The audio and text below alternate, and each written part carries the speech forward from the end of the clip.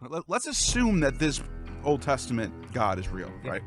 Why wouldn't he tell Moses and people after Jeremiah and Isaiah, wait for Jesus to come, my son, who's here right now? Because he's pre-existent. How come Jesus just randomly appears in the first century, but you don't hear about it? So that's interesting. When King Nebuchadnezzar puts Shadrach, Meshach, and Abednego into the fire because they refuse to worship the golden statue that he's erected, then why are there 4 people in the fire right now, and the 4th, his appearance is like the Son of God? Which is what the Hebrew phrase is for the angels. There is no word for angel. It's Beni Elohim, Son of God. Yeah, So, but that doesn't... I'm just pretending I'm a Jewish guy. I'm a Jewish rabbi right now. I'll say that's an angel. So Job, you know the book of Job. Oh yeah, it says, the Beni Elohim aligned themselves in front of El Shaddai. That's the angels. Angelos, I love the etymology of it because it's used for Hermes, the messenger of Zeus. It's used for Artemis. It's used for Nike. You know the goddess Nike, who victory. Nike Angelos, Nike the messenger. In the Hebrew, they don't use Angelos. They use Beni Elohim, Son of God. Sons of God. So sons of God are angels. The Lord shall go forth and fight against those nations, fighting as on a day of battle. That day his feet shall rest upon the Mount of Olives. The Mount of Olives shall be cleft in two from east to west by a very deep valley. Matthew uses that and says that when Jesus was on the cross, that the earth had a chasm. You know what I'm talking about. Yeah. There is one big problem with the Matthew passage. None of the other 4 gospels talk about the chasm and the earth opening up. It's only Matthew that seems to remember that. So I'm glad and that's kind of a big thing that you think Josephus doesn't talk about this. Think about it though. Why would Matthew be the only person to remember this and no one else in history, all the historians, Josephus, forgot about an event like that?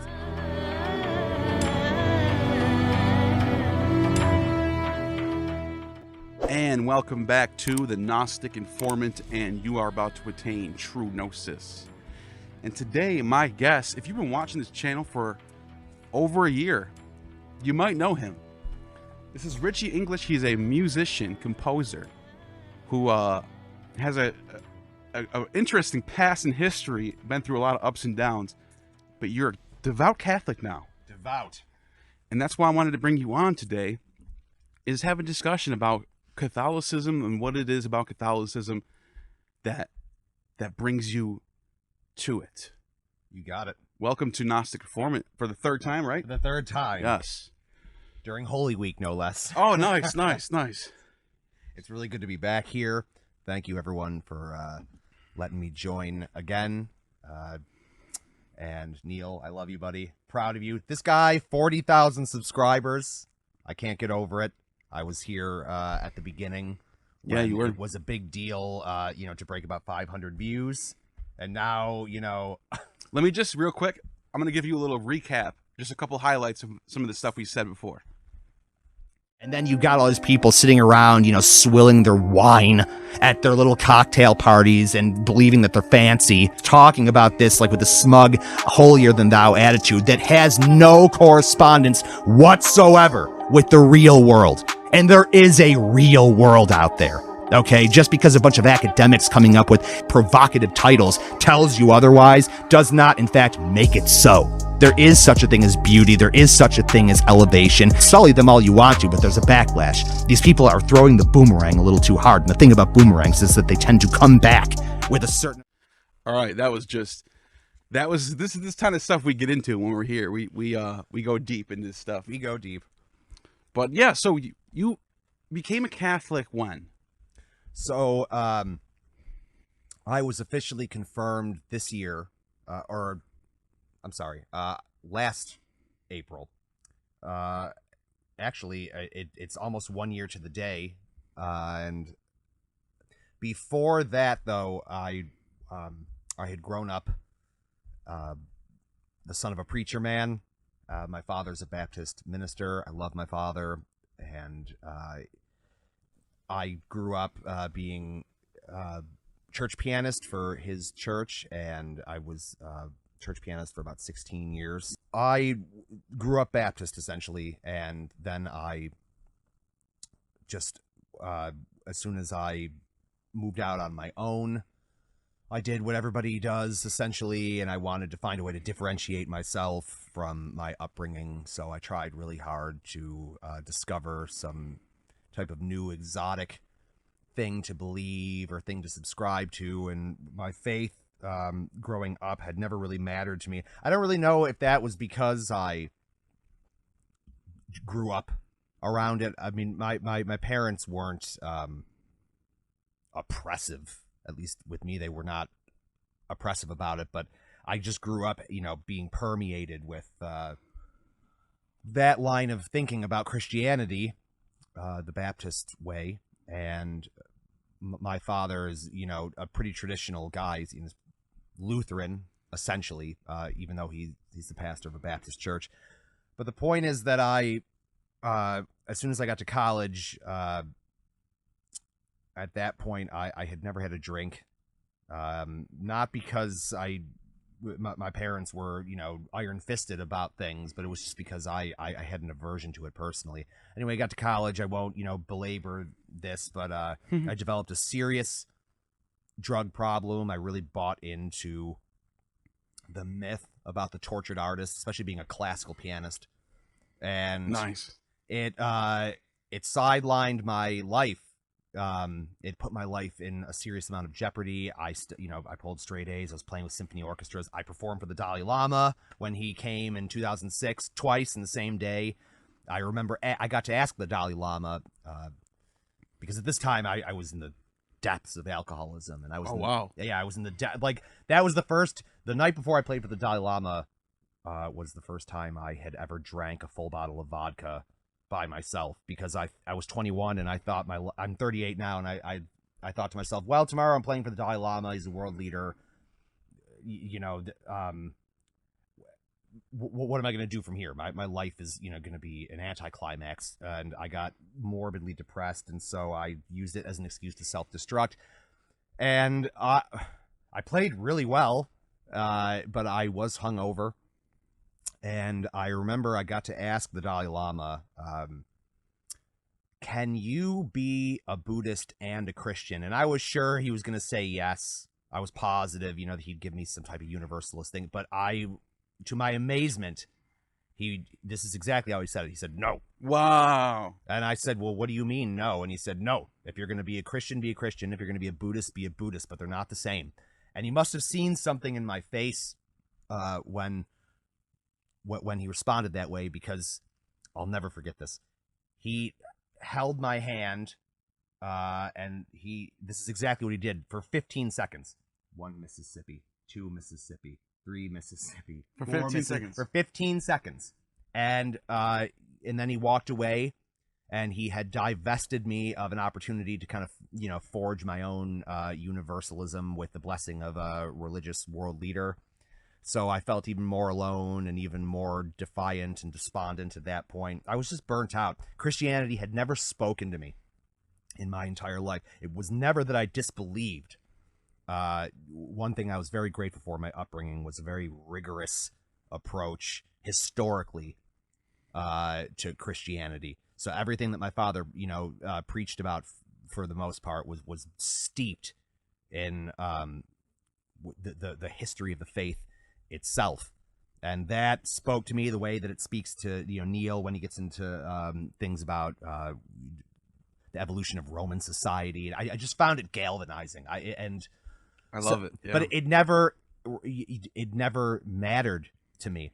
It wasn't, and it sounds so trite to say this, but strangely enough, it wasn't until I saw a fairly recent production, I think it was done in 2001, of Andrew Lloyd Webber's Jesus Christ Superstar. I saw it with my mom, and I remember it was the first time I had seen it, and I remember thinking, the lyrics in this are so brilliant, because it's essentially, for anybody who's ever seen it, it's the gospel according to Judas. And so it's from his point of view, and this is something that annoys me in general about how I see many Christians act. you get these protesters who've never seen it, who are just saying it's blasphemous, it's this, it's that. Like, of course it's blasphemous. It's through the eyes of his betrayer, and but it's pretty steeped in the Bible. But what it brought home to me was, oh, Jesus had friends. Jesus had, because the relationship between Judas and Jesus in Jesus Christ Superstar is horrifically intense. And you could see how much both of them loved each other. And there actually is a Gospel of Judas that was in I circulation. read it. Yeah. And it's exactly what it's Jesus is telling Judas, you have a role. Everyone's going to hate you. They're going to call you the 13. They're going to be outside of the 12. But you have to do it anyway. So, and I'm wondering, because people hear that and they're like, yeah, so what? It's not in the Bible. Who cares? But the Bible, that's a later thing. Early Christianity, these books were taken seriously. Yeah. So and this is interesting. I don't mean to cut you off or anything, no problem. I really like how you're not necessarily like just like going along with like the church tradition. Not that you're not following tradition, but like you're also exploring early Christian thoughts that have been forgotten. Yes, I'm glad that you said that. I'm not. I am a traditionalist at this point, but my faith in general, in anything, I mean, whether it's my faith in the Lord or whether it's just my faith in friendships, or my faith in anything that matters to me is not something that comes easily to me. So I look at my wife, for instance, who I was recently married December 30th, and she just has what I guess I would call the gift of faith. Not that it comes easily to her, and I'm not going to speak for her, but it comes easier to her to believe in the miraculous than it does to me. Everything that I believe for me has been very hard won. It's been like a real struggle. There's a verse in the Bible before Jesus performs a miracle where the man involved calls out to him, and he says, "Help my unbelief." And it's my favorite passage in the Bible because it's the one that speaks to me personally the most. And you brought up early Christianity, and it was so important to me to get acquainted with how it all developed, because I'm not going to patronize anybody watching the channel. We all know that the Bible is not one single book. It's a compendium of 66 different books, more if you're Catholic, which I am now. And written by everybody from royalty to people that are essentially vagabonds, and then unknown authors, separated by hundreds, 1,000, years. And the harmony of the whole thing, it becomes even more miraculous when you realize that none of these people even really knew each other. I mean, besides the New Testament, these people are separated geographically. They're separated by entire eras of time, and everything's leading up to this one central figure, the figure of Jesus. And so I knew all of that, but it never spoke to me on a personal level until I saw Jesus Christ Superstar, and really? I saw, because the most harrowing passage, the whole thing is essentially about Judas realizing at a certain point that he's been born to betray Jesus, and that he's destined for damnation. And it was, and I never thought about it. I'm surprised Calvinists don't have the Book of Judas as central to their doctrine, because the Calvinists are all about predestination. Yeah, well, it's hard to get around predestination when the Bible clearly says, those whom he predestined, he knew. I'm the Lord. I write the end from the beginning. And also, when you think about it in scientific or quantum terms, which I always do, you have a being that exists outside of the confines of time, which is illusory in and of itself, of course. It's just a construct, as we all know, that we've imposed. It's a function, it's a byproduct of gravity. And so it would be impossible to, think of God as up there wringing his hands, kind of wondering how it's all going to come out. But it's an uncomfortable topic for Christians. It brings up a whole lot of things that, people don't often like to think about. I used to see my parents arguing about that, because my father's a staunch Calvinist. And my mother, I mean, I don't know if she's amended her opinion, but she's not. And they would just get into it over this. And I grew up around that all of my life. But, so all of these things, Jesus was a historical point of fascination, but he was a personal abstraction for me.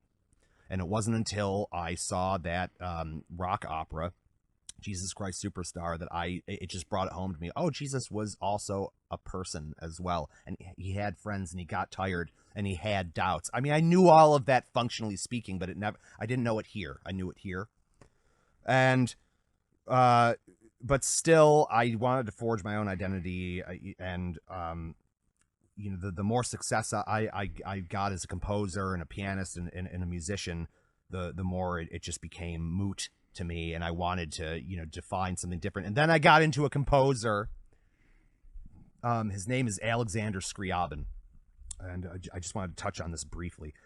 We all tend to think of composers as these old white guys who wear stockings and wigs.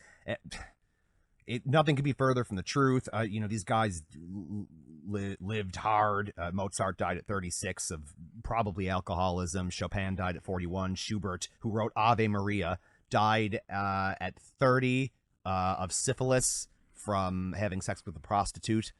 And he was impoverished. And, so they led hard, real lives. And Alexander Scriabin was at the tail end of the Romantic period, so it's the 1890s, early 1900s. He was from Russia. He was a contemporary of the composer Rachmaninoff. And Scriabin is fascinating because Scriabin was my first encounter with a composer that was not only not a Christian or not, steeped in that tradition, but was joined a cult. He started out writing music that was carried on the tradition of Chopin. And we pianists love Chopin. And then he injured his hand while trying to learn a piece by Franz Liszt, who was a virtuoso pianist, really difficult music. And he got depressed, and he started getting into composition. And then he discovered theosophy, which had just begun in Russia. It was essentially managed by a woman named Madame Blavatsky. Yeah. And it's such... you want to talk about Gnosticism? Oh, and yeah, mysticism. Those are the people who brought back Gnosticism. Yeah, theosophical, and also Carl Jung as well. Yeah, I had a feeling that you, in particular, might be interested in the Theosophists because it's so complex and talk about it. Oh, sure. Well, I can talk, with more authority about how it affected Scriabin. Because in terms of what they actually believe, like I don't feel qualified because it's just it's so complex, and I didn't get to know it intimately enough. But the way that it affected Scriabin, he wrote 10 piano sonatas, and it's a great way to trace a composer's development stylistically when you observe their piano sonatas. Beethoven wrote 32 of them, and we can clearly see how he developed as a composer. Scriabin wrote 10, and 1 through 3 are very, they're beautiful, but they're kind of run of the mill, if you like. And then the 4th and 5th sonata happen, and it's like music from a different universe. And at this point, he started, he was steeped in theosophy at this point, and he started not only did he start experimenting with new harmonic languages, he started, building like his chords differently. He just eschewed the tradition of the Romantics entirely. He forged his own path. The effect that it had on him was I guess what you would call seismic, and that appealed to me as a composer. I was like, well, something really impactful happened to this guy, and it's very mysterious, and I want to explore it more. And anyway, he by the 6th sonata, he wrote a music that he believed was possessed, and he wouldn't even play it. And then he wrote the 7th sonata as sort of exorcism of the evil of that piece. And then by the 10th piano sonata, he titled it Insects Kissed by the Sun, and he died shortly thereafter from sepsis.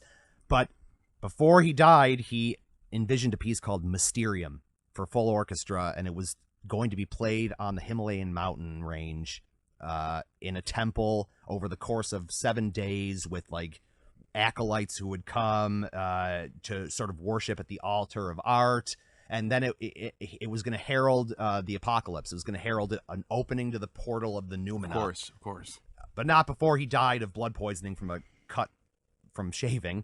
Wow. You know? But anyway, I bring him up because I got obsessed with his music and his life. And then from there, Christianity just lost its luster, you know, lost any sense of being fresh. My drug problem had gotten infinitely worse. I was very fortunate, by the grace of God, to be rescued from that. And I'm 12 years sober now. And it was at that point, me getting sober, that I reapproached my faith. And I wasn't Catholic or anything declared. I was Christian, but I found myself only going to Eastern Byzantine, like the Ukrainian Orthodox Catholic Church. And the reason that I kept going to their masses was because it was the most reverent thing that I could find. Where's this? So there's a church. It's called It's Ukrainian Orthodox? Yeah. It's so, And because I've recently had a guest on from Ukraine, and because of the war, her father actually was killed in the war, by the way. jeez. But because of the war, the Orthodox Church in Ukraine is aligned with Russia, because that's the church. The Orthodox Church in both Ukraine and in Russia can trace their roots back to the original Orthodox Church in Greece, Exactly. in Constantinople. So I'm so happy you said that, because that is the reason that it appealed to me. Their tradition of worship is almost unchanged. And real quick, just to anyone wonders, why is that the case? Why wouldn't it be the one that's in Greece? Well, when Greece got taken over by Constantinople in 1543, the church had to flee. They got on their boats. They went up through the Black Sea and into what was part of the Rus at the time, Kievan Rus. Yeah, I don't know. Kievan Rus.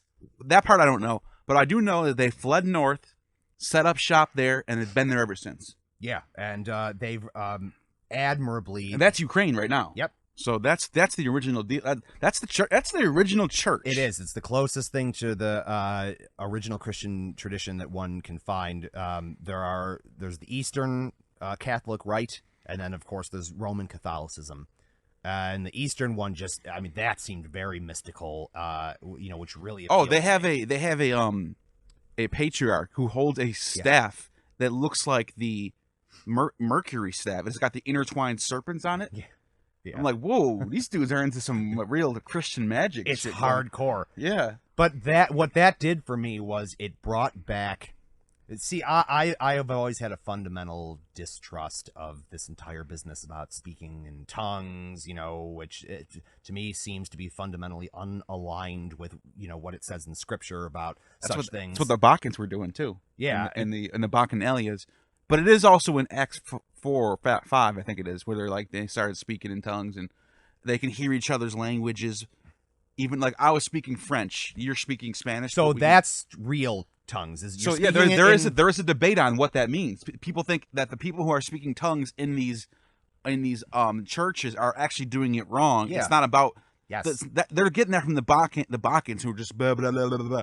But what you're saying is it's about speaking and having a language you've never known or previously studied, and crucially, having somebody there who can understand and interpret it. Yeah. Because of course, anybody can, sit there and just Shandala Kasam Shikam Honda, and do all it's so that's the spirit. Yeah, I know what you're saying, and it creates all types of issues, and just it always made me. It still does. It makes me profoundly uncomfortable, but at the same time, my faith for my entire life. We do read about miracles. We do read about power. We do read about being touched by the Holy Spirit and all these things. And I was thinking to myself, well, where is all of this in my own life? It can't just be metaphor. And then I discovered the Eastern Ukrainian church, and I realized here is the proper mystical approach to, if you're going to purport to worship a being that is, responsible for not only creating this universe, but infinite universes, if you subscribe to the multiverse theory, which I do, I'm just as though this universe isn't big enough. A cosmic power, the architect of it, then I thought to myself, You got some Gnosticism going in. yes, absolutely. Yeah. Absolutely. They believe in the aeons, the different aeons, and yes, this is one So do specific. I. We're in one specific aeon right now, but there's an infinite amount of them. I agree with all of that, and I never, it was never presented to me in a way that seemed congruous with what I was reading. Well, that's what the early Christians believe, and they weren't called heretics until later. Yeah, because what you're doing is you're looking at this and saying, yeah, you're going to call these people heretics, but they weren't called heretics when they came out with this. No, they were weren't. Christians. They weren't. I respect that. I got to admit, I respect that about you. I was talking to Michael Jones from Inspiring Philosophy about this, and I said, we're in the age of internet, and academia has gotten to a point where we know so much about early Christianity. Why aren't Christians today looking at what the early Christians were doing and like bringing it back to that? Why are they so rejecting it? I don't understand it either, and it bothers me because for me it was a transformative thing. That's what I love about the Ukrainian Orthodox church that I was going to, was I realized like this is an unchanged tradition that is the closest thing that I can find to the Lord Jesus. And I, if I'm going to say I believe in the Son of the living God, then why am I, surely I should want to get to the most uncorrupted form of worshiping him. I want to be in the closest historical proximity that I can to him. And also I want to be removed from the secular society that I am surrounded by 24 hours a day, 7 days a week, at least for 1 hour a week. I don't want to hear worship bands. I don't want to hear any of that. I want to be in an environment that is alien and holy. You don't even realize how much you sound like our early original Christian, because that was the whole point. I'll give you an example, the Carpocratians, one of the earliest documented Christians that we know about. Their whole shtick was drop out of society, for example, this is what they did. They started their own society out probably in the desert somewhere.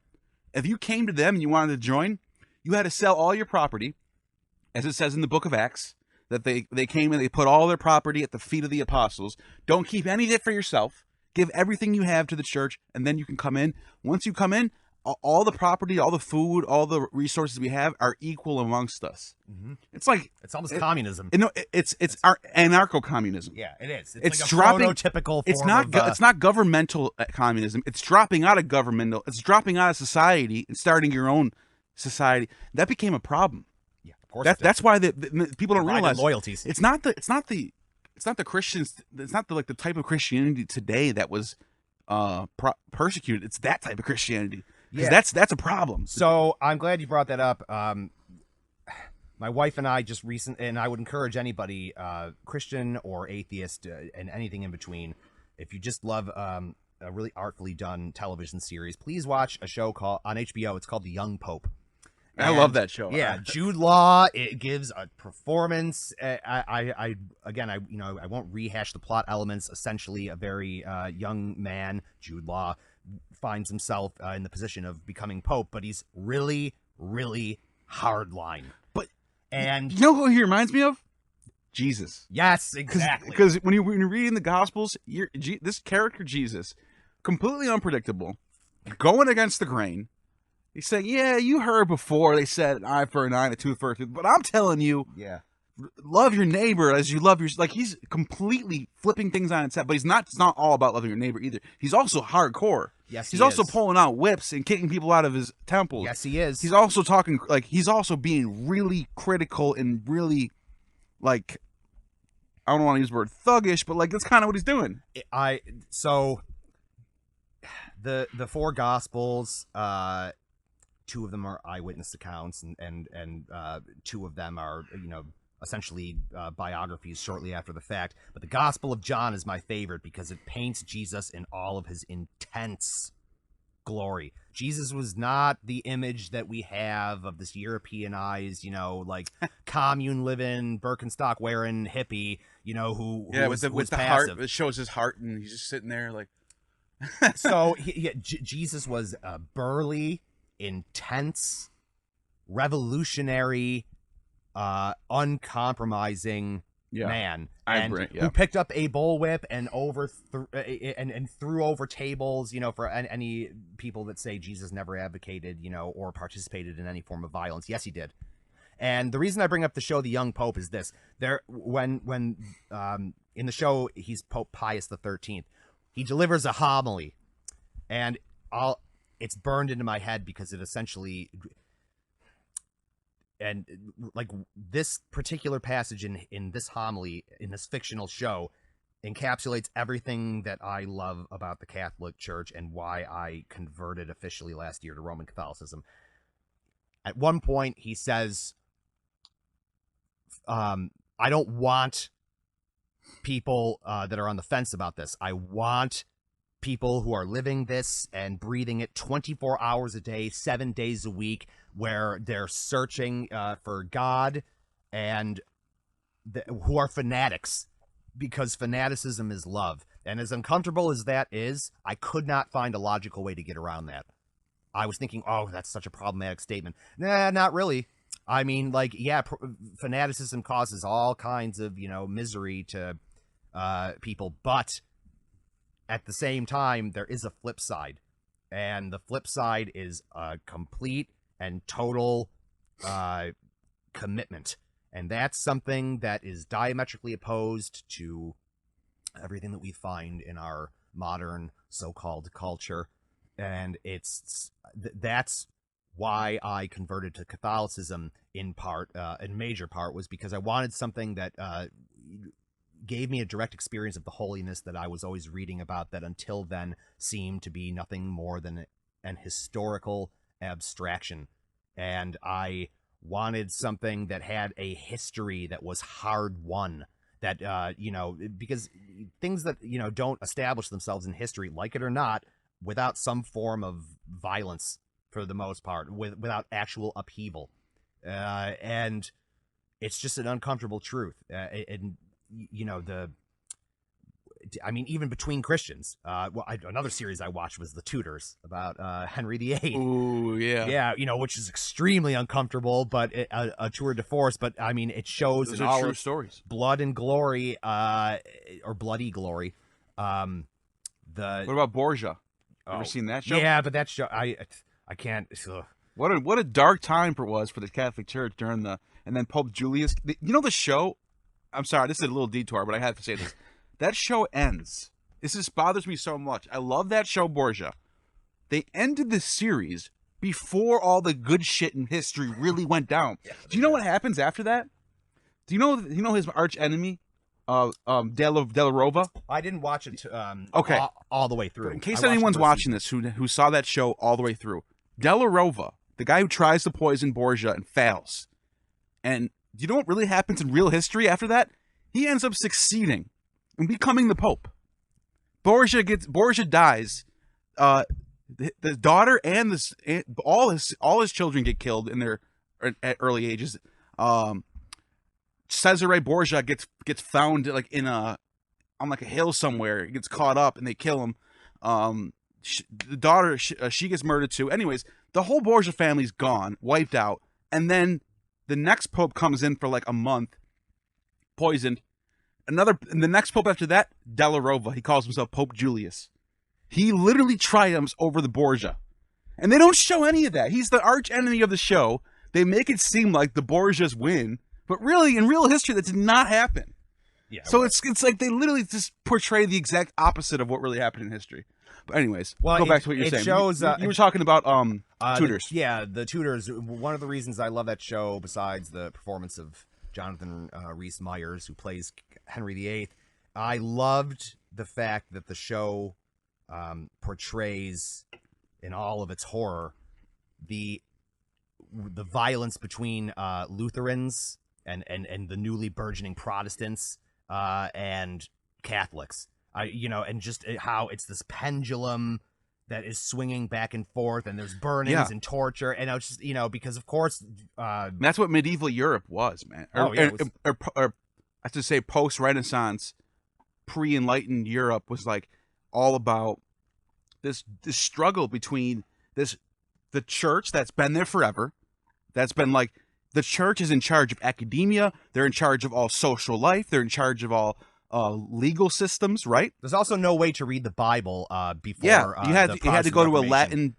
Latin minister, but all of a sudden, because of Luther, because of some other people as well, you have all these different people rising up saying, "Wait a minute, Christianity doesn't have to be through a The church." selling of indulgences, the scams that were going on, And then you have Luther loved the Catholic Church. He just wanted to reform it, and then of course, like everything, it got out of hand, and it, you know, I mean, to this day, there's still huge antagonism. But thanks to Henry VIII, Henry VIII was the first person to really say, you know what, we're done with this system altogether. We're starting an entirely new church. Yeah, the head of the Church of England. The Church of England, because like he could marry Anne the Boleyn. Lutherans. Here's the thing: the Lutherans sort of like were living in the system that the Catholics set up. Yeah, they were sort of following suit. They were sort of like, okay, yeah, you can have some Lutheran priests here, some Catholic priests, but the Anglican Church was like, this is a wholly different thing. It revolutionized everything, because now you have people who are just not even ordained, just coming up and just starting their own churches. Yeah, and you know, then you had a guy, Thomas Cromwell, who got in there, and you know, really just became Henry VIII's bulldog. And Henry VIII, of course, was, you know, for all of his innovations and you know, certain brilliant decisions he made, at the end of the day, he declared himself head of the Church of England, so he could marry Anne Boleyn and divorce it's crazy. His wife. How many wives did he kill too? Like Six. Six. No, he didn't kill six. He did kill most of them. He married 6 times. Yeah, and he put a lot of them to death. Yeah, Anne Boleyn got her head lopped off. His first wife died of natural causes. But you know what? You know what happened is a lot of people think, okay, it went Middle Ages, medieval, Renaissance, Enlightenment. Yeah. But like, there's actually a step in between where absolute monarchy came back for a while. Yeah. Where you have Louis XIV, complete control of everything. No more Senate, no more this, no more church, no more this. Complete control, and he ruled for 70 years. He became, know it was that long. He became king when he was like 8 years old, and he lived all the way. Like, he lived a long life. He has the longest. Years, huh? Wow. He has the longest reign of any king in world history. I did not know that. But he was such a monarch, dictator type of person that as a result of his type of, like, you get kings like King George, right? But as a reaction to that, you have the real liberal revolutions of France and America. Yeah. Because that's the thing. People think Enlightenment, and then we have liberalism and constitutional republics. No. During the Enlightenment, you had absolute monarchies for a little bit. Mm-hmm. It almost went more right wing, and before it got better. That's part of the reason that Thomas Cromwell appealed to King Henry VIII so much, is because it was Cromwell's view that he had a new version of the divine right of kings. You know, that you're chosen by God and let no which is why you get these monarchs, because I'm a king, I'm chosen by God, I'm better than everyone else, I'm better than the Pope. Exactly. Who's the Pope? He's under my foot. Yeah. So Henry VIII, you know, in that sense, you know, I would say was, you know, probably more revolutionary than everybody else for the most part before him, because he was the first one to essentially really flip. He started that movement. But England still today has that system in place. Yeah. It's just not as effective.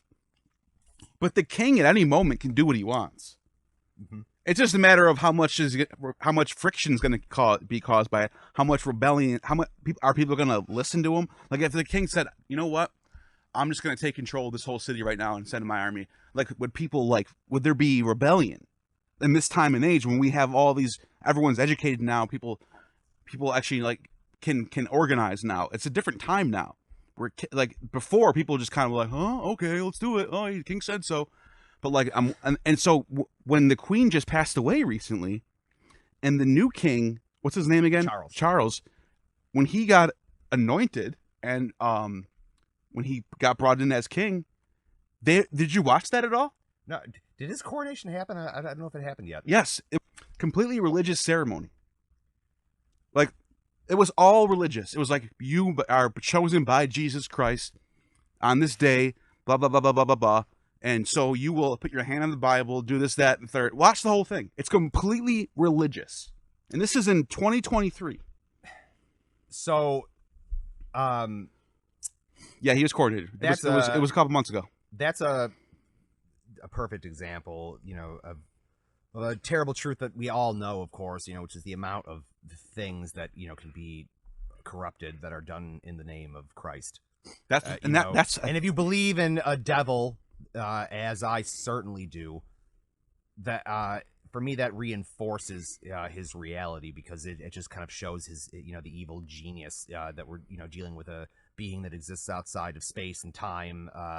The fall that Lucifer experienced, the revenge sort of suicide mission that he's currently on now, but the way that he seems to routinely target the things that are holiest for infiltration and corruption, which is of course borne out by the long and shameful history of infighting in the church and subjugation and all types of things that I often with some justification hear atheists and people that are opposed to Christianity cite as reasons that they would never subscribe to the faith. Of course, we also know that there was a great South Park episode about this where it's a glimpse into the future and religion's been done away with, but then the communists start experiencing schisms and the atheists start getting into wars about the right type of atheism. Like, it's gonna happen because it's human nature. It's already to happening. Fight over things. You already do have that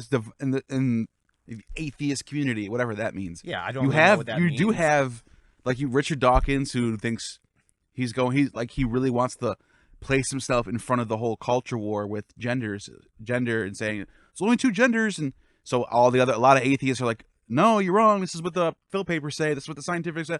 And so I'm not going to get into that, obviously. But it's interesting how within atheism there's giant divides, and not just that, in a lot of areas.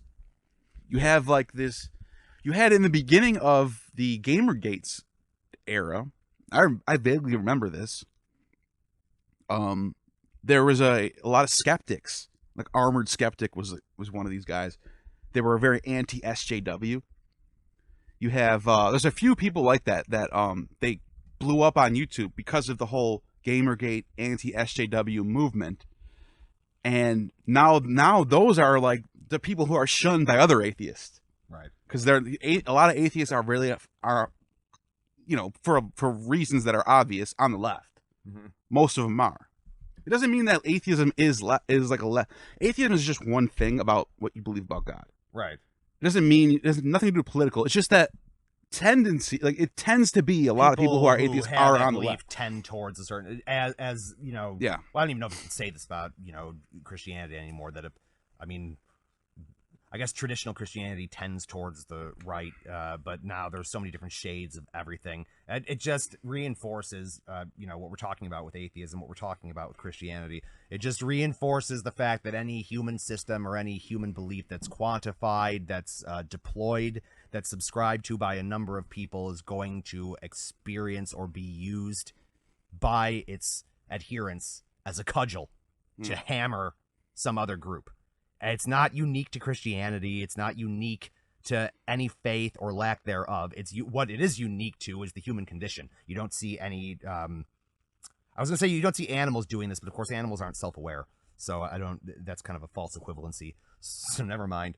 But I think there's levels to self-awareness. I don't think it's like you're either zero self-awareness. You think it's a spectrum? There's a spectrum because there's. I kind of like you know that they're studied on elephants that they know where they're going in jungles. Well, elephants have the greatest memory of any animal in the animal kingdom. I just read an article about that. And lions, they'll shun other lions, and they have the awareness to know I'm shunned. I can't go back there. Really? Yeah. Like banished? So banished from their packs. So there is awareness. Really? It's just not I did not know that. They just don't have the human awareness is on another level. Obviously. You have to get. But there are some birds, there are bees, there are ants, there are really brilliant species out there. Ants, look at the ants, how they organize. The Bible actually cites ants. It says, "Consider the ant, thou sluggard." You know how it never sits and it spends its time gathering in prepreration. Yeah, but did they know about under the ground, how they have a whole system of cities? Ventilation, and they have a systems. queen that they protect, and there's like Mhm. there's bigger ants that are the warrior ants. They only come out when there's battles. Yeah. They stay underground unless something bad happens. There's a caste system. Yeah, and that's awareness, dude, or whatever that is. I don't even know what you'd call that. Yeah, so it's I'm citing a lot of things from popular culture, but being in the arts, art speaks to me, and it tends to be, the way that I would say the Lord reaches out and touches me is through, what I identify to be some great piece of art in some field, and it has a big impact on me.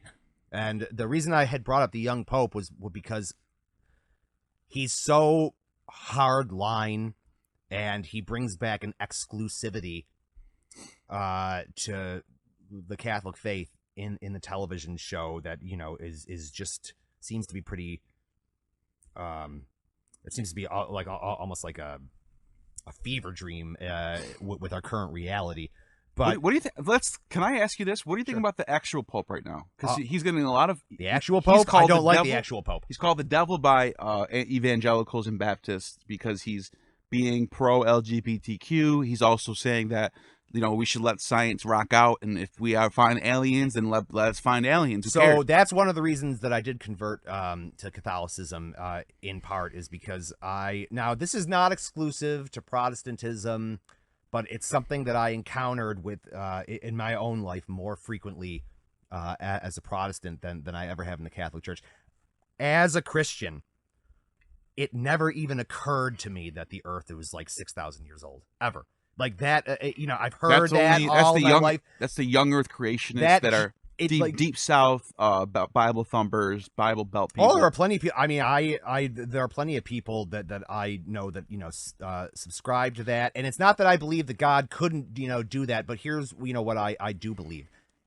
Reading the creation account in Genesis, for one, like even as a kid, when I would read through it, I just always kind of assumed this is clearly an author who is trying to detail an experience that is so beyond human comprehension that the only way that he can effectively communicate it is to put it in human terms. There's a tree, there's an apple, this person ate it, suddenly it opened my eyes. I want to this is going to be good, just we can get into this for a little while, because I'll tell you what I think first. Okay. And this actually is funny, because we were talking about human awareness versus animal awareness. And, this might sound like I'm contradicting myself because I was talking about how animals are aware, but so just hear me out. This is what I think what's going on in this passage.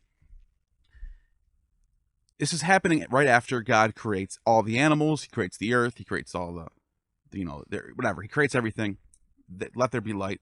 And then all of a sudden you're in this passage where Adam and Eve take from this tree that opens their eyes. They realize that they're naked. Remember that. That's important. They realize that they're naked. And so now all of a sudden death enters the scene. Or before it didn't enter the scene. Does that mean they had eternal life before? I don't think so. And let me explain why. What the author of this text is actually saying is that humans are cursed with the knowledge of death. Whereas animals out in nature, they're just going along and just going with whatever they're functioning on present moment instinct. Yeah, like I gotta eat, I gotta fuck, I gotta sleep. That's all they're doing. They're just they don't even know that their cousin just passed away. They don't know that some monkeys do have mourning. We've seen that in nature where a monkey will die, all the monkeys will gather around him and they'll mourn. But just ignore all that. Let's not get too picky with this. But what I think the author's trying to say is humans have the curse of knowing about death. And that knowledge of death is something that is going to torment us forever, which is why, which is why you kind of need a religion. We can get into the whole death anxiety thing, but just to stay on this topic right now, that's what I think the author is portraying in this text, that humans have this curse of the knowledge of death that other animals don't have. I do believe that. What seems equally important in the Genesis account, though, is the knowledge of good and evil, as well. Right. And I'm glad that we're talking about this because this is an illustration of like I see other Christians get so up in arms about age of the earth and about, whether or not evolution is true or if it's a blasphemous it's just like, Did you know that that's actually a result of the Enlightenment? yeah, Before the Enlightenment, Christians didn't talk about that shit. They didn't care. After the scientific revolution, all of a sudden you have Protestants that said it has to be either 100% true or it's not. It doesn't matter at all. And the Catholics were like, "What? What are you talking about? Who cares?" Well, here's the thing. I mean, like, people talk about, well, the Bible is inerrant and there's absolutely, nothing contradictory. That is true. I want to be very clear about that's true. However, we need to talk about what is inerrant in the Bible and what is not contradictory. The Bible is about essentially it's telling one fundamental narrative, and that's everything leading up to the person of Jesus Christ, who is the Son of the living God and God himself, who came to save sinners by shedding his innocent blood, dying on the cross, defeating death by being raised from the dead within 3 days, and that provides a pathway for the salvation of mankind because we're so fundamentally flawed that we could never hope to do it ourselves. Essentially, Jesus' death emancipates us from the failure and the inability to live up to the law. Jesus raised the bar himself. He said, you've heard it said that thou shalt not commit adultery, but I tell you, if you even looked at a woman, you've lusted after her in your heart. He did this to up the ante so high that nobody could say that they had never fallen, because before you could get people that never committed adultery, never murdered, never actually stole something, never worshipped a false god. Jesus said, wait, hang on, just because you never bowed to a statue who doesn't mean that you haven't had an idol in your life. An idol is something that supplants the importance of God. Adultery is looking at a person other than your spouse with lust. Hatred of your neighbor or hatred of anybody is murder. Jesus upped the ante. He raised the bar so high that nobody could possibly escape the terror of the law, the 10 Commandments. And then what he did was he died because Jesus was sinless, and the shedding of innocent blood, which before Jesus had to be the slaughter of a lamb, took place in our place. So that's, of course, the gospel message. All of Scripture is leading up to that point. Inerrancy of the Scripture isn't talking about the surface level details, like if another author hundreds of years apart from another one says Uriah the Hittite slayed Goliath, not King David. That's not technically the type of contradiction that's being talked about. It's not, people get really hung up on that kind of thing. Like, we need to make allowances for writing styles. We need to make allowances for the type of structure of writing, whether it's apocalyptic literature, whether it's an oracle, whether it's I'm not going to be. I'm way past all those, like. Oh, but other Christians aren't. Sure, I get that. Christians, like, this will destroy. Yeah. Relationships. I've seen it happen. Like, I've fallen victim to it. There are certain people who I dearly love who I can never have conversations about any of this with, and it pains me. It does. Sure. And but the thing was, like, as a kid, I used to read this stuff, and I used to think it never, like, where are people getting these arbitrary numbers of age of the earth? Why are people so hung up on this? It's because of this post-Enlightenment Protestant push towards the Bible has to be completely correct, literally. Not just in the sense of that it means something, but it has to be literally true or else it doesn't matter. And if you hold fast to even if you don't even really believe it, just say you do. It becomes this pretend thing. Yeah, it does. Like a lot of these Protestants fall in line. A lot of these Protestants have to ignore science, have to ignore evolution. They have to ignore like basic 1 + 1 = 2 stuff just to pretend that everything's fine. Yeah, and then of course nowhere is any of that found in the Bible. The fossil record conforms exactly with what we read in Genesis. Whether you believe in evolution or you believe God, created each species. I mean, my own mind is not like made up on that yet. I can say this though: if evolution is the truth, if evolution is not the truth, in no way will that affect my faith in Jesus Christ and who he says that he is, because that's what makes a Christian. What makes a Christian or breaks a Christian is what you believe about Jesus Christ. Nothing else. Absolutely nothing else. That's it. Do you mind if I get a little tough on you with some questions from the Jewish point of view? Yeah, go right ahead. These have been, Sure. for me, these were convincing enough when I was a Christian to start questioning things from when the Jewish point of view. It's not the atheist point of view. It's just going to be from the Jewish point. Let's assume that this Old Testament God is real, right? Then why wouldn't he tell Moses and people in Jeremiah and Isaiah, wait for Jesus to come, my son, who's here right now? Because he's pre-existent. How come Jesus just randomly appears in the first century, but you don't hear about it? So that's interesting that you brought that up. One of the readings in Mass, I think it was last week, was the account of Shadrach, Meshach, and Abednego. Now, what a person believes about the book of Daniel, and which is one of the most complex books in the Bible. The first half is a narrative that may or may not be historical. The second half is probably the deepest book of prophecy that you can get to outside of the book of Revelation. The reason I bring it up is this. To answer your question, Neil, when King Nebuchadnezzar puts Shadrach, Meshach, and Abednego into the fire because they refuse to worship the golden statue that he's erected. I'm paraphrasing this. My apologies if I bastardize a little bit. But his comment when he puts them into the fire is, did I not put 3 people into the fire? Yes, that's correct, King, you did. Then why are there 4 people in the fire right now, and the 4th, his appearance is like the Son of God? Which is what the Hebrew phrase is for the angels. There is no word for angel. It's Beni Elohim, Son of God. Yeah, so, but that doesn't. I'm just pretending I'm a Jewish guy. I'm a Jewish rabbi right now. I'll say that's an angel. So look, Job. You know the book of Job. Oh yeah. It says, and the Beni Elohim align themselves in front of El Shaddai.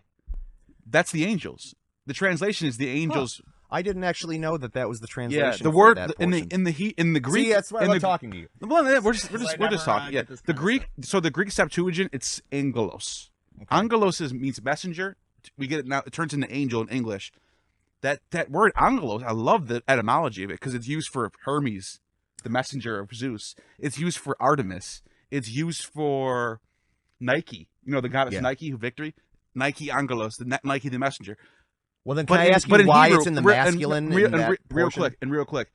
In the Hebrew, they don't use angelos. They use Beni Elohim, Son of God, sons of God. So sons of God are angels. They're literally the sons of Elohim. Yeah, the sons are stars of God in the later book. Okay, that I'm not going to pretend off the bat like, oh well, but this and this. Like, I did not know that. That's something that I want to into. That's it.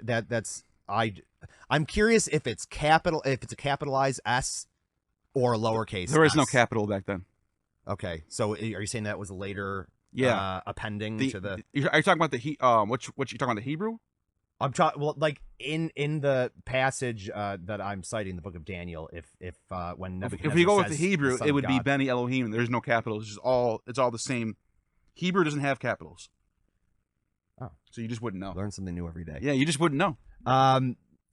So that's okay. Sorry, it caught me off. No, and it doesn't mean that you don't have the right. So it's to like interpret unto an but that's. I love finding out things like this. Yeah, no, it doesn't mean you can't interpret it the way you want to interpret it. Like, it's not like you're the Jew said. Well, that's not the defining passage. Like, right? I get it. That's why that was like one example that kind of spoke to me. I would say that the biggest example for me, I think that we might have brought this up before, you and I. The books of the major prophets. There are just certain prophecies found in the book of Jeremiah and Isaiah that I can't get around. I've read the arguments because I didn't want to be a Christian for the longest time. If I could have picked my faith, it would have been something akin to universalism because it's easy to believe, and you can it's kind of like a build of faith. I know some Christians that are universalists. They're all good people too. Yeah, if there was something that I could have picked to like pick a belief, it probably would have been that for me, because it doesn't really, you can invent essentially your own version of everything. But it wasn't until I really got into the books of the prophets for me, and I started reading things like, the Son of Man shall be nailed to a tree, a crown of thorns placed upon his head. Again, I'm paraphrasing. Forgive me if I think you're thinking of Zechariah, where his feet will touch the Mount of Olives. Yes. And then you have a suffering servant in Isaiah. But they're like, the books of the major prophets are replete with things that were written hundreds of years before. Any of this, and so what that did for me, I've heard arguments saying, it was a conspiracy to elevate Jesus to to godhood by him having a crown of thorns placed on his head. It was the part of the narrative that was thrown in.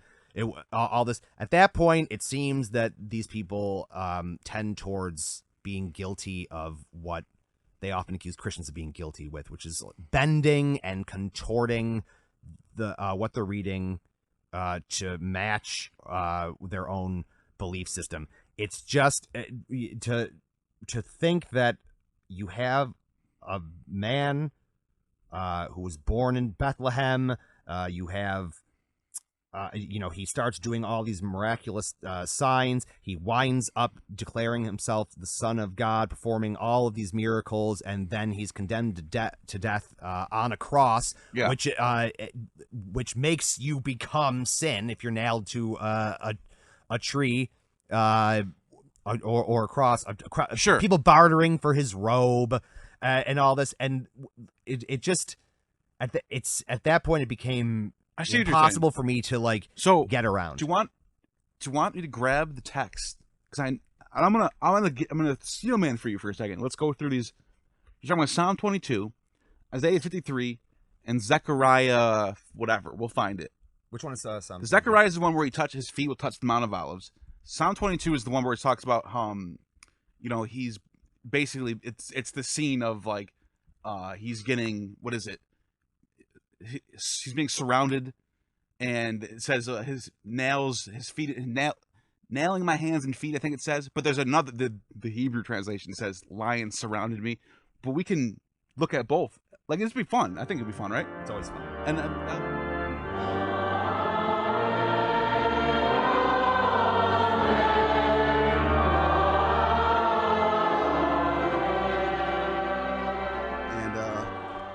so you wanted to you thought of something while we were off on Daniel, right? Yeah.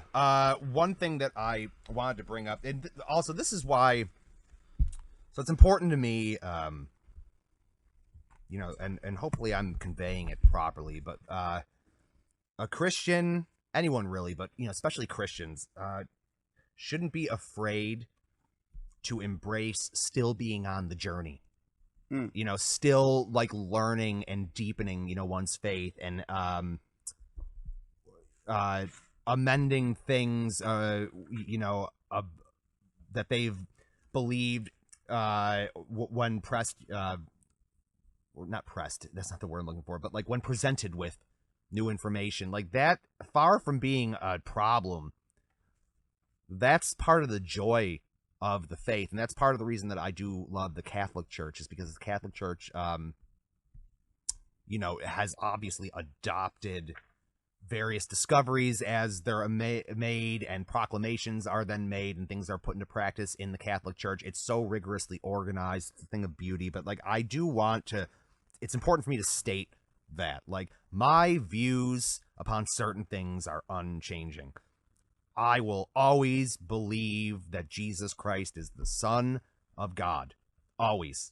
That's just, there are a variety of reasons for that, but the shades of what that means are in a state of, hopefully constant development. And so that's part of the reason I love talking to Neil about things, is because Neil always presents me with hard types of information that I haven't yet encountered. And that's just part of the reason that I love you, buddy. But one thing that the reason that I gave that little preface is because this is the first time that I've ever, explored what he and I were just talking about in any greater depth. in a number of years. And so I looked it up, and I did find this. I'm just going to read it verbatim. I found this on Google search that I just run. It said, it was Nebuchadnezzar who saw the fourth man, who looked like the Son of God walking around in the midst of the fire. The Hebrew number for 4 is dalet. It means a door. Jesus said, I am the door, the way to deliverance. So I had said that everything is leading up to the person of Jesus. And Jesus, of course, made some wondrous, mystical, just earth-shaking statements about himself and about life and about the cosmos, about spirituality, and spoke in a tremendous amount of metaphor that people are still unpacking today. And he did say, I am the door. And I don't know, I find things like that, like small little details, now that we're getting into the fundaments here, to be far from causing a problem for my faith. It enriches it. So if something is presented to me that challenges a certain viewpoint that I've held, I always wind up finding something that reinforces or deepens my belief or view of the topic at hand. Yeah, and I just remembered that this Daniel's written in the Aramaic dialect of Hebrew. The word for son is bar, not ben. Oh, that's what bar means? Bar, yeah, bar and ben mean the same thing. Okay. Bar is the Aramaic, ben is the Hebrew. Because in the New Testament, there are a lot of, like Simon bar this. Yes, this person that's what that bar means. Simon that. bar, Like, son of the. I always wondered. And if you ever see Simon so, Ben, it's the same thing. Okay. It's just one is Aramaic. So if you see shine forth is like the son of God. The form of the fourth is like, and it says fourth like is the son of God. And then you see, I don't know if you can see that. It says El Bar Elohim. Yep. Now if we go back to Job, it says the sons of God came before him, present themselves. And the sons of God, Beni Elohim. So Benny and Bar, are they interchangeable? Yes. Or are they shades of the same meaning? They both mean son. Okay. Yeah. So the word for angel in Hebrew or Aramaic is either Bar Elohim or Beni Elohim. But it also could mean son of God. So you're not wrong. Yeah. But I'm just saying, if I was a Jewish person and you said that to me, I would say, that just means angel. I'm just, but that doesn't mean you're wrong. So it mean you are right. It does say son of God. This is part of the reason that I love going into topics like this is because one thing that is also important is it's prophesied heavily in the Bible that Jesus will be rejected by his own people, and it's certainly in the book of Revelation that's touched upon, but it's touched upon throughout as a prophetic element that Jesus is going to be rejected, he's going to be denied until the end by his own people. And this is why I never understand also the hatred of the Jews that has taken place historically in various elements of Christianity. I was just like, well, the Lord that you worship is Jewish. Especially in the Spanish Inquisition. Yeah. Oh, that was rough. That's a dark rabbit hole. Yeah. So. I wanted to pull up some of these verses that are a lot like you pointed out, how they look like they're pointing to Jesus. Okay. Here's from Zechariah 14, verse 3. The Lord shall go forth and fight against those nations, fighting as on a day of battle. That day his feet shall rest upon the Mount of Olives, which is opposite Jerusalem to the east. The Mount of Olives shall be cleft in two from east to west by a very deep valley, and a hall of the mountain shall move to the north, and half of it to the south. So Matthew uses that and says that when Jesus was on the cross, that the earth had a chasm. You know what I'm talking about. Mm-hmm. Yeah. There is one big problem with the Matthew passage. None of the other three gospels talk about the chasm and the earth opening up. It's only Matthew that seems to remember that. So I'm glad and that's kind of a big thing that you think Josephus doesn't talk about this. I'm glad that you brought that up too. So this is another reason that I love the Catholic Church. I know Christians who say it's not literal. So huge thing. Yeah, well, people tend to, cherry pick their own faith. I mean, we're all guilty of it, regardless of what you believe. We tend to, kind of cherry pick the elements that speak to us personally. It's the human condition. But one thing that I find to be endemic among Protestants as a movement is that it seems on the whole, and I grew up with this, when you have issues of end times prophecy, these eschatological issues, everybody, always, seems to point towards the fact that none of it's been fulfilled yet, that it's all, talking about the time of the tribulation. Everyone's looking for the Antichrist. And again, my mind isn't entirely made up on that, but it's very problematic. I have always tended to believe that because Jesus himself said after he gave his prophecies, he said, and surely this generation shall not pass until all these things have been fulfilled. And that presents a lot of problems for people. And it always seemed, intuitive that, there will be I tend to believe that there will be a general time of trouble, whether we're in it or whether there's still more to come, who knows? But I always took these prophecies to have been, in large part, fulfillments of like the reign of Nero, for instance, the beast. And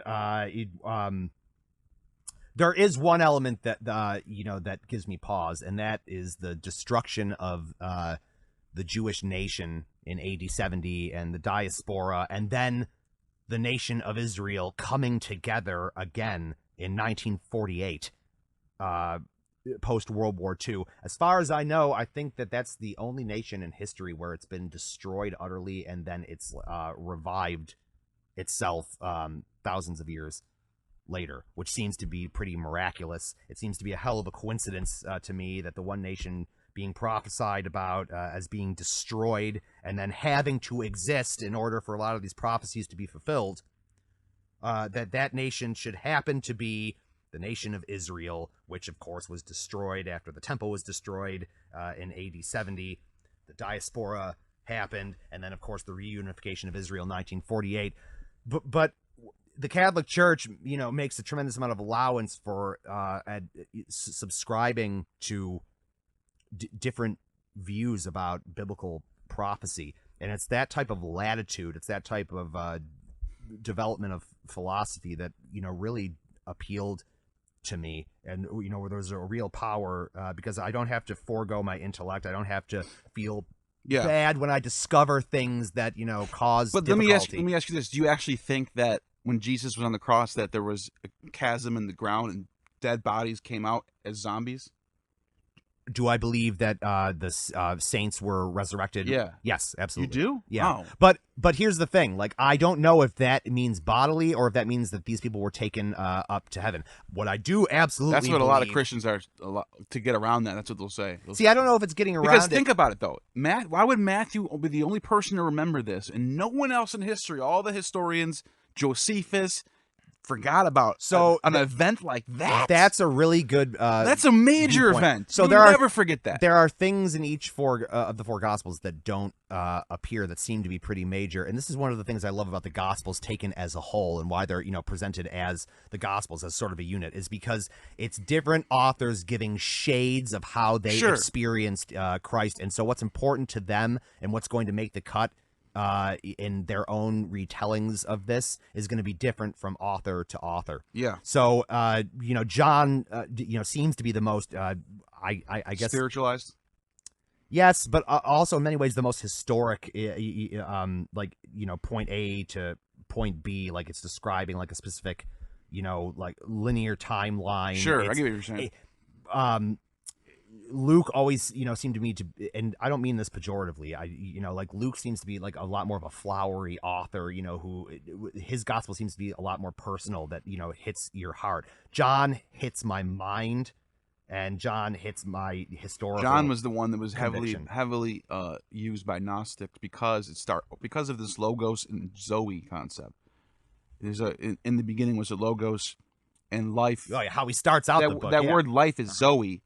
And because there's no capital in the beginning letters, was the Word, and the Word was with God, and the Word was God. Yeah, interesting. But the Gnostics go deeper with this one. They translate it as, and he when he came to be through him was life, which is Zoe, and this Zoe was the light of human.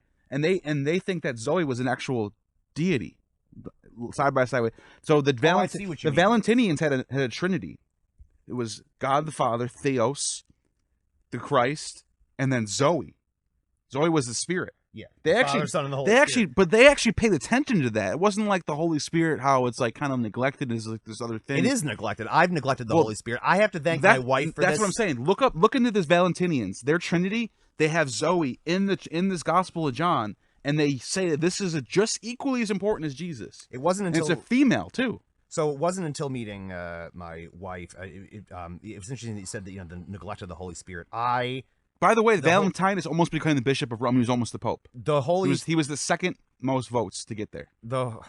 Just think about that. Imagine how history would have changed if Valentinus, who believed in this Zoe character, imagine if every church you went into, you would see the Father, the Son, and the daughter. That's what would have happened. I'm trying to wrap my head around that right now. Try to wrap your head around that. Okay, Psalm 22. I just found this out just now. The Catholic Bible has the same as the Hebrew. It doesn't say that his hands and feet were pierced. So Jerome, by the way, Jerome was fluent in Hebrew. He lived in Israel. He's the one who put this together. He must have been following the Hebrew. Because look at, many dogs surround me, a pack of evildoers close in on me. So wasted are my hands and feet that I can. The other translation. Right here. They stare at me and gloat. They divide my garments among them. That's all there. That's not, the Hebrews have nothing to say against for my clothing. For my clothing, they cast lots. Like, that detail is so utterly specific. But there's no piercing of his hands and feet in here. Yeah. This is Catholic, dude. But I respect this because Jerome was following the actual Hebrew, whereas the Greek Old Testament, they pierced his hands and feet, and like, whoa, that's a little specific. Well, I mean, like, also in crucifixion, your wrists would have been pierced because if you nailed your hands. For me, this has always been like a crucial detail. But you know what this psalm is actually about, right? It's about. So this is. Yeah. This is a psalm of what happened to the king when the Babylonians came and took the king out, and they cut his eyes out. They tied up his hands, cut his eyes out so he was blind, and arrested him and brought him to Babylon. That's what this is about. So you can now. That's for if I was a Jewish person and we're talking, I'm gonna say that's not about Jesus. We know that. We know who that's about. That's about. I think it's Joachim or one of the. It also could be an example of what is often what the Bible is replete of, which is prophecies that have a clear double meaning. So okay, the king of Tyre, that's what I was for instance. The group of Josephus writes about a group of Jews called the Essenes, and the Essenes, what they would do all day, they lived in the desert, and they would take Old Testament and they would reapply them to new events. So this, you can say, that's the same thing right there. But there's also this idea of a suffering servant in Isaiah 53. It's a huge element of the faith. Yeah, Isaiah 53. Okay, Isaiah 53 is about, let's see. He gives his life as an offering for sin. He shall see his descendants in a long life, and and the will of the Lord shall be accomplished through him. Do you know how? But here's the thing, though. Before you even say anything, and I admit these are all interesting. Number one, we have to admit that Christians can be drawing from this and applying it to Jesus. But number two, we have to also be honest that Isaiah, when he talks about this, he says that the servant of the Lord is Israel. Mm-hmm. So what he's doing is he's taking Israel, going through so much pain, being conquered by Babylon. They became the suffering servant to God by keeping their faith. So there's two things that could be happening. Either this is just about Israel, and the Christians are drawing from this and applying it to Jesus. It seems pretty clear to me that it's both. But you can also say, I'm steel manning for you, you can also say this was about Israel, and then Jesus came and died, and now it's about Jesus. It's double meaning. So you can do that, fine.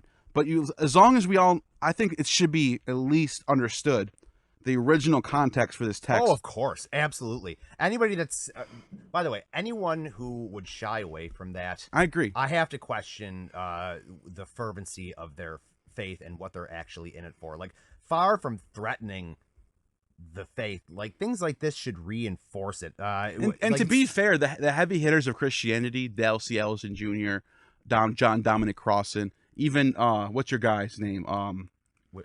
what's his name you were just talking about before? William Lane Craig. William Lane Craig. They all admit this. They all know this. They're not. Oh yeah, of course. They're not trying to say it's just about Jesus. So no, it's both. I mean, it's and that's not only that's not one isolated example. That's like a running theme in Scripture, and also we have the benefit of 2,000 years of hindsight.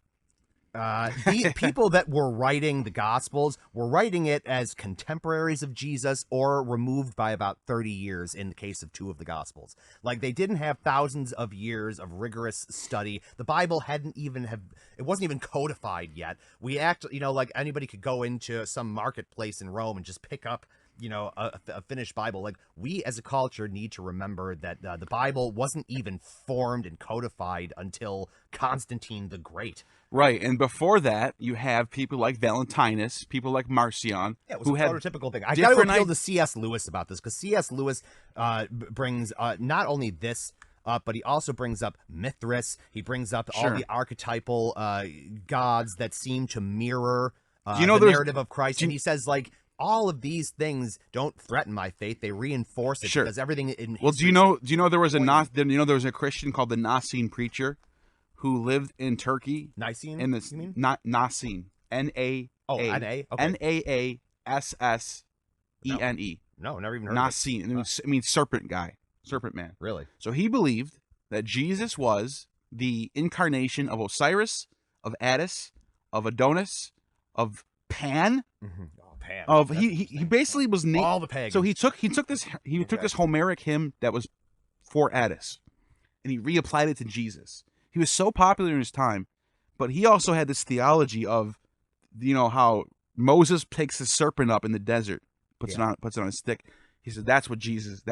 That you need to all you need to do is believe in this serpent on a cross. That's why he's called the serpent guy, the Nicene preacher. To cure the afflicted people of the boils and the snake bites. And that's why the name Jesus means like savior, which is salvation. a pretty amazing allegory because of course, and that's what Satan I'm saying. That's why as a snake. That's what I do on my channel. I'm trying to resurrect these early Christian ideas and to show people it's like beautiful. There's I don't know why. The closer we get to Jesus, the more diverse Christianity is.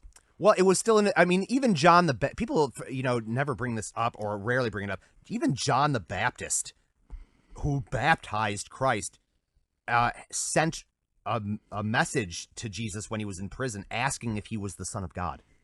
Even the jury even John the Baptist didn't understand, and it wasn't like he just knew automatically. He had to ask and have the question put to Jesus on his behalf. And again, this is why, I probably wouldn't be a Christian without the example of a person like C.S. Lewis, who takes historical issues like this and what we're talking about, these prototypical phases, things that predate Christ by hundreds, or in some cases probably 1,000+ years, and sees in it how history is far from being a conspiracy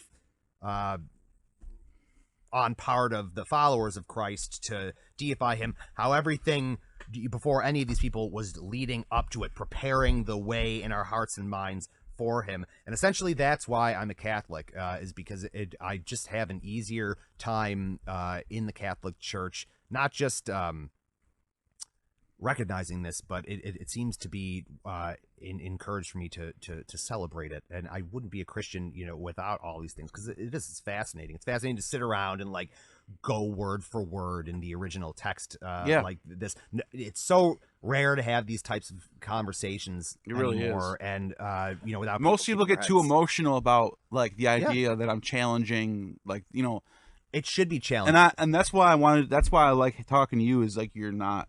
In the Bible, what's there to be afraid of? Let's talk about it. Yeah, exactly. Well, because as a Christian, I'm following a command that we find in the Bible, and that's to be a Berean. You know about the Bereans? They were the original skeptical inquiry society. They were like the original textual critics.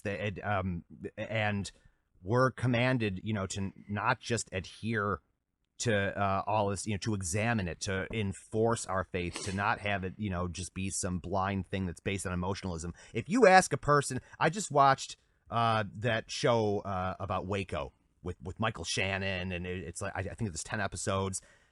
If you asked a Branch Davidian who wound up burning to death in that tragedy, if David Koresh was the Lamb of God, they would have looked at you point blank and said, absolutely, I know that he is.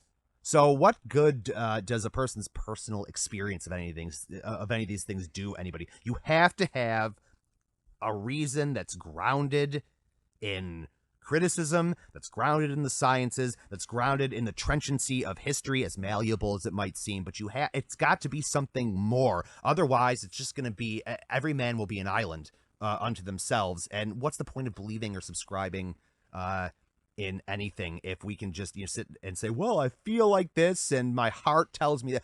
The heart is deceitfully wicked, desperately, incurably ill. That God said that. Who can understand it? Yeah. So it's got to be informed by something more than the heart. It has to be challenged by people like Neil. It's got to be challenged by people like Derek from Myth Vision. It's got to be challenged and reinforced. And if it can withstand those tests and still speak, then you've got something that's real and worth subscribing to. That's not so easily dropped, and that's.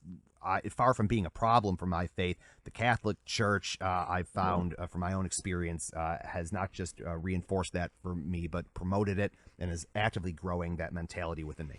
So you think this is what we can? This is the last thing we can talk about. Is do you think that the church should be able to grow alongside with society and progressing? And what is your thoughts on going forward in the future with the church? What do you think? What is your vision? I think that the church should progress in terms of its acceptance of science and historical discoveries. I think in absolutely no uncertain terms that the church should never, under any circumstance, bend the knee to the whims of a society that Jesus himself said is going to hate you if you follow him. I can't stand when the church or any sect of Christianity attempts to harmonize its tenets with what our modern culture tells us and dictates to us needs to be adopted, almost at a sort of philosophical gunpoint, or in other cultures at quite a literal gunpoint.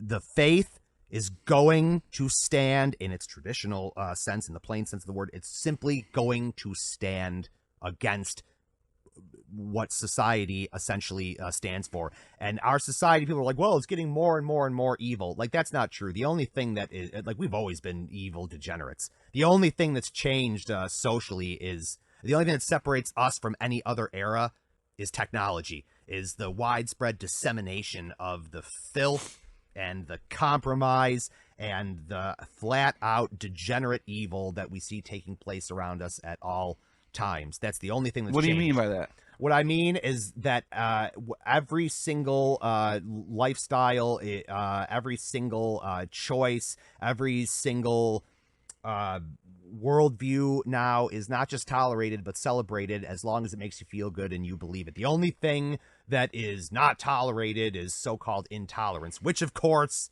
differs from person to person. If you're a Bible-believing Christian, Jesus himself, the God that you purport to worship, said, the world will hate you because it hated me first. You're going to have to make choices that are hard, that will make you seem to people who are willfully blind to what we actually believe, that will make you seem like a hate monger. You're going to be called all kinds of names. You're going to be canceled. You're going to be like, that's nothing new. Society canceled Jesus, pretty ultimately. Okay. So I consider it a badge of honor. Frankly, I remarked to my wife, like, if I ever found myself in a position where I was fired for my beliefs, I would consider it to be a flat out honor at that point. And so I do believe that the church absolutely needs to not just allow for challenges, but if scientific truths, which are fairly incontrovertible, are brought to the attention of society in a wider way, why shouldn't that be adopted and celebrated? We're talking about God's creation, and He gave us a dynamic spirit. Yeah, but not everybody believes that, though. Yeah, well, how do you deal with that? Not like which if I part? imagine if I said like we all should be celebrating Shivaism, you know, the destroyer, the blue god of Hinduism. We should Now all I am become death, the destroyer. yeah, of we worlds. should all be celebrating this particular tradition of Hinduism that worships Shiva. We should all everyone needs to do that. Wouldn't you be like, no, I don't believe that. Yeah, but that's I mean, like, you're talking about what I identify as a false god. Now, science That's can what be I'm called saying. a false god as well, but I'm talking about things that can be demonstrated in a laboratory. I'm talking about, you know, when a book of when literature, like books of the Bible, for instance, is carbon dated to be a certain date, like. That's as close as one can get to a scientific fact. And yeah, the church, one of the great traditions of the Catholic Church was that it not only commissioned some of the greatest works of art of all time, but you know, it also represented itself as a repository of dissemination, like sort of like a record keeper in a way of discovery.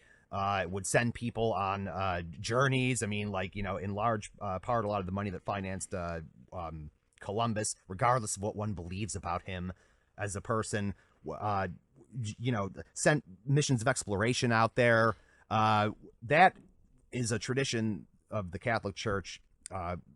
We're kind of famous for suppression, but that's not always the case. That was a case, certainly a shameful one, for a tremendous amount of time, but it was also a mission of the church to propagate discovery, to adopt scientific truths as well as they can be understood. So to answer your question, I believe that the church should continue doing what it's doing in terms of science and history, which is adopting the viewpoints which seem to be fairly incontrovertible. But in social terms, no, I don't believe that it should be a haven for, oh, well, it's not a lie if you believe it. Like, no. Like, there are going to be things that are enmity to society that scriptures, that Jesus himself said. But do you think, as a member of a church, that you can do what you're like with your family, but also people outside of the church can do what they will like with their family? And do you think there's a way to coincide, to coexist, without you being you having to go out of your way to, like, you know, I'm not saying you do this, but like somebody like, oh, I have to attack you for who you are because my religion says that you shouldn't exist or something like that. Is there a way to balance that out? Is there a way to balance out, like, you believe in this tradition, you believe in this religion, I believe it, so you're going to do what it tells you to do, but also people who don't believe in it are going to live their lives, and you might not agree with the way they're living their life, but would you still coexist and let them? Absolutely. Oh, I mean, well, look at you and I. Yeah. You and I, essentially, I mean, I wouldn't say we believe fundamentally different things, because your belief system, like, I don't understand, like, it's in such a constant state of development that it's hard to keep up. But, like, you and I disagree on a lot of major points, and you're somebody that I love like a brother. But, like, I fundamentally disagree with a lot of the things you believe, and vice versa. In no way should that affect your liberty to believe them in safety. I mean, I don't like, nowhere did did Jesus command the suppression of those things either. He just said, don't compromise your own belief systems when you see the people around you who you're supposed to love and pray for believing diametrically opposed things. I mean, Jesus's first act was to rescue a prostitute from being stoned to death. Good point. That should show you everything. Like, he wasn't sitting and eating dinner with the Pharisees. That's the one thing. He loathed the Pharisees. That's the one thing about the New Testament that I've always thought was fascinating, is that it gives you enough.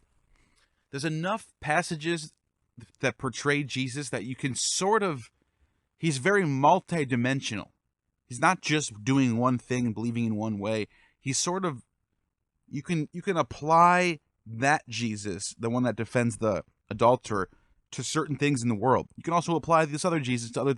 You can sort of use the different passages of Jesus for different things. So I'm glad you said that, because you're right. He defended the adulterer, but he did not defend the adulteree. He defended the person. He didn't defend the lifestyle. Sure, which is a fundamental difference, and I guess that is the best answer I can give to the question that illustrates Jesus. Like, just because I don't agree with a certain lifestyle does not make me a hate monger. It doesn't make anybody a hate monger. It just means I disagree with a lifestyle for my own reasons. It made a lot doesn't of mean sense. I hate those people. It doesn't, mean any of that. And that's the badge that, unfortunately, Christians more and more are accepting wearing that is issued to them. I don't accept it. I reject it. This hate the sin, love the sinner thing, as trite and saccharine as it sounds, it is true. That is essentially what is commanded of us. I disagree fundamentally with so many different belief systems and lifestyles as the people who adhere to them disagree with me. It doesn't mean that those people aren't my friends. It doesn't mean that they can't, help me in various ways, or I can't help them. It doesn't mean that we can't coexist. It just means that I'm not going to sit there and tell them, yeah, well, whatever you believe, that's totally fine. If you ask me personally, from belief system to belief system, lifestyle to lifestyle, I'm going to have opinions, the same as everybody else does. My opinions happen to be called from the word of Jesus Christ, who I believe to be the Son of the living God and God himself. And it's so simple, and it's just so distorted for a variety of reasons. But that would, I guess, be my answer to that question. Wow. I just wanted to ask you this. Anything you have going on? I know you're starting a channel. Yes, anything you want to promote? I'll drop the links in the description, and tell the people about that stuff. Thanks again, everyone, for letting me come on and hearing me out. And thank you, Neil. I love you, buddy. You are one of my closest friends. It's always fun to chat with you about this stuff. Yes, it is. Always a learning experience. I am launching my own channel. It's going to be primarily a music channel where I get very in-depth, talking with a lot of the artists I've worked with. Very briefly, I've been very blessed to work with a lot of pretty prominent artists, among them the Goo Goo Dolls and Reign of Kindo and Denny Lane, who founded the Moody Blues and all that. And anyway, I'm going to be talking to a lot of my favorite artists and getting really deep into a lot of different musical issues, and it's going to be I'm going to be working with WNED, which is the classical station. I just shot my first episode, which made me appreciate Neil's brilliance for editing so prolifically. It took me like 2 months to edit 50 minutes of a show, but it's going to be debuting this spring, and I would love it if all of you would join me. We're going to be talking about some heavy-duty artistic and musical issues with a variety of really I'll great definitely artists. share it on the community tab when it comes out. Why, thank you. And Neil, congratulations for all of your success. I feel blessed to have been there from the beginning, to see what you've built. I'm really proud of you. I think it's just profound what you're doing, and I know that you're going to go a lot further. Thank you. And you have just attained true gnosis. You have just attained true gnosis. The demiurge has no power over you.